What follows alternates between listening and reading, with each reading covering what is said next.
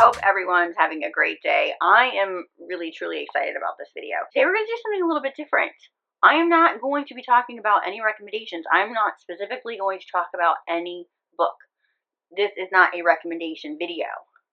I repeat, we're not talking about books. What are we doing today, Jen? We are going to be talking about what makes an MMC unforgettable. For me, at least, and I definitely want to know what your non-negotiables are and what makes an MMC unforgettable for you. A great MMC isn't just a man that I find attractive. He is the reason that I believe in romance.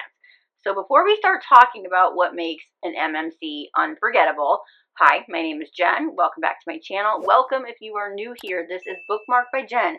Don't forget to subscribe and like this video and comment for sure. I'm going to leave you plenty of chances to comment. I'll be asking you a ton of questions during this video, but definitely subscribe so you don't miss any videos. All right, we're going to get into it. I am absolutely the person who will forgive a questionable plot decision because the MMC delivered. And I'm also the person that will knock an amazing book down a point or a star because the man, the MMC, did not give me what I needed. And I think I finally figured out what those things are for me. So I'm sharing them with you because I want to know if, am I in my own camp or, what do you think? Before I tell you mine, I want you to pause the video and think about your own. What makes an MMC unforgettable? Is it the personality? Is it actions, vulnerability? Is it obsession? Is it banter? I want to know if you agree with me on anything or if you have your own non-negotiables. So I've realized over time that the MMC can legitimately carry a romance for me. If you've been around any amount of time, I think that you've probably deduced that as well.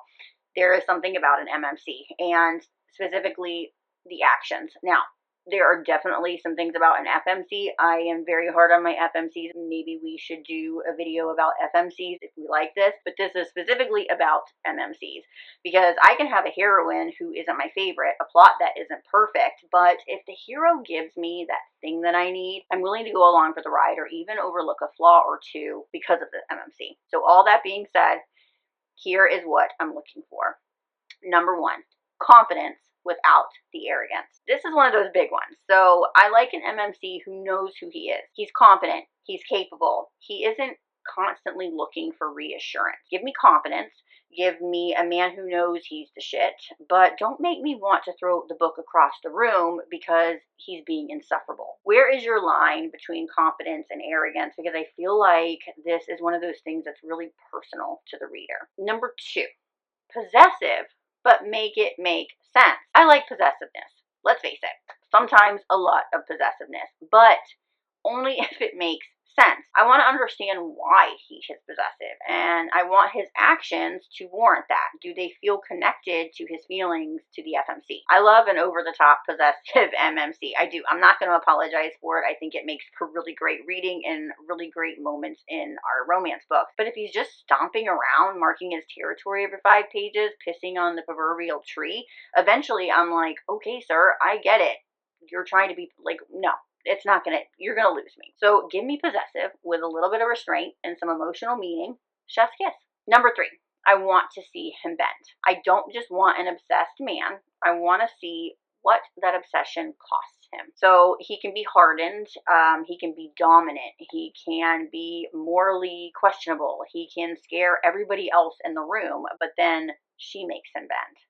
And this is not because she's weak or not because she's manipulating him. No, because she matters enough to him that he is willing to change a position for her. It's the sacrifice, right? I can read about an MMC being obsessed all day long, but eventually I need him to show me what she's worth to him. And sacrifice is one of those ways that you can do that. Tell me what you think about it. Do you like the sacrifice? Do you like the grovel? I think it has to mirror whatever that sacrifice is. It has to be whatever that conflict is. Our sacrifice or our groveling has to mirror that. If you just get a teaser of a sacrifice or a teaser of a grovel and not just enough, it doesn't mean as much for me anyway. So rolling right along from 3, the hard man who is soft for her. I don't necessarily need him to be emotionally vulnerable with everyone. I mean, in fact, I really don't even want that. I don't want some kumbaya, let's make love not war MMC. Where is the fun in that? No. I love the hardened man who has walls up around everyone else because of something in the past or whatever it may be. But then somehow She becomes his safe place. She gets the quiet moment. She sees the part nobody else sees. She's the person who can cultivate the feelings that he didn't even know really even how to access. That's hot to me. That is an epic MMC. What do you think? Do you need a MMC who is vulnerable with his counterpart? I mean, we don't really want him to be vulnerable with everyone, right? I mean, I think that there's something special about being the one person that gets to see that side of him, and that's our FMC or whoever his partner is. Number 5, obsessed, but he still has a personality. I love obsession, but I don't want the entire MMC personality to become, I want her. Like, focus, right? I mean, he still needs to be a complete person. He needs to be confident and competent and maybe funny if where appropriate, capable of banter. He has his own goals, his own friends, a personality, like whatever it is, but he's also absolutely gone for her. But he is his own person. We get to watch this powerful, controlled man lose his mind over one woman. I mean, who doesn't want that? But don't also be like just you're obsessed, but you're also a wet blanket. Have a little bit of structure.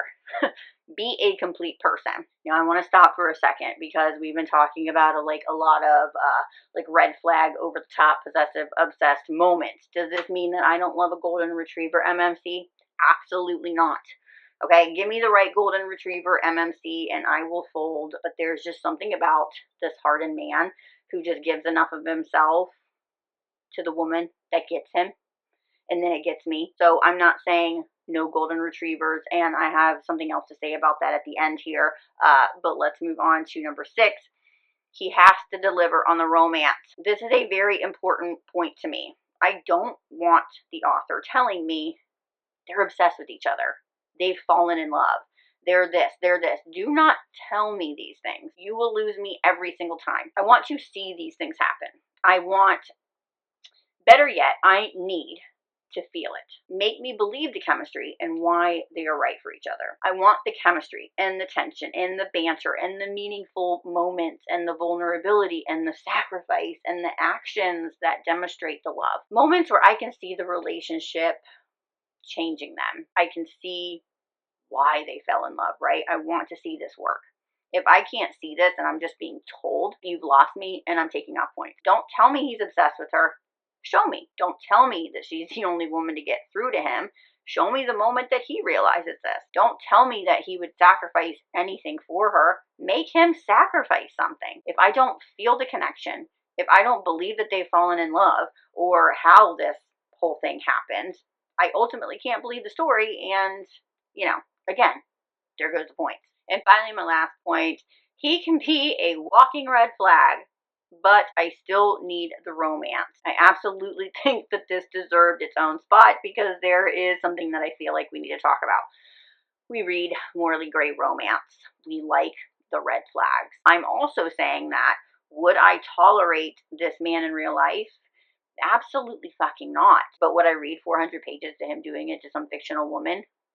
Apparently we will do this. But my distinction here is if I'm reading a romance that is just throwing in red flags for the shock value or for that designated dark romance spot, and there's no real reason for it, or the behaviors and the plot just don't warrant that, then you lose me. I can love a red flag when the book knows what it's doing. I am looking for an MMC who works for the story that I'm reading. And that's what makes an MMC unforgettable for me. But I want to take a step back because before anybody comes for me, let's talk about the golden retriever for a second. What my list was not saying was that I needed a brooding, emotionally constipated, morally questionable psychopath to have a great MMC. No, that's not what I was saying. I can absolutely fall for the golden retriever.